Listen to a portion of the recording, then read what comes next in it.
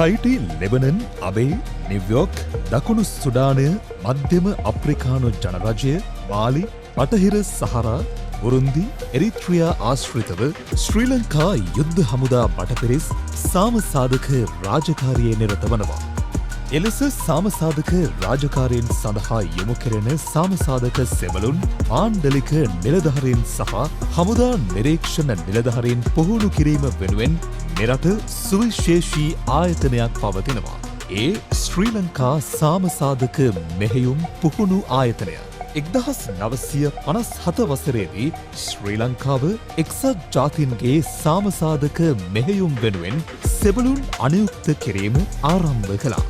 නමුත් එවකට ශ්‍රී ලංකාව තුළ සාමසාධක මෙහෙයුම් සඳහා සෙබළුන් පුහුණු කිරීමට ආයතනයක් තිබුණේ නැහැ. 2004 වසරේ ජුනි 12 වනදා කුකුලේ ගඟ ශ්‍රී ලංකා සාමසාධක මෙහෙයුම් පුහුණු ආයතනය ආරම්භ කෙරෙන්නේ ඒ හිඩැස්ස පිරවීම වෙනුවෙන්.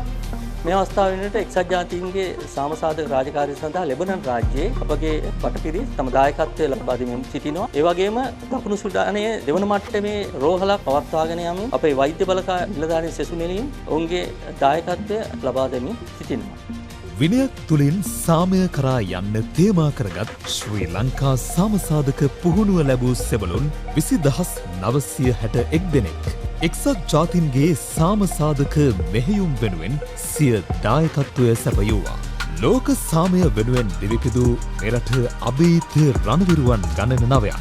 එම කැපකිරීම් තුළින් සාමසාධක මෙහෙයුම් සඳහා දෙනු ලබන දායකත්වය මත ශ්‍රී ලංකාව 33 වන ස්ථානයේ පසුවනවා. ඒ හරහා වාර්ෂිකව මෙරටට ඩොලර් බිලියන ගණනක විදේශ විනිමය උපයාදීමට මේ අභීත විරුවන් සමත්.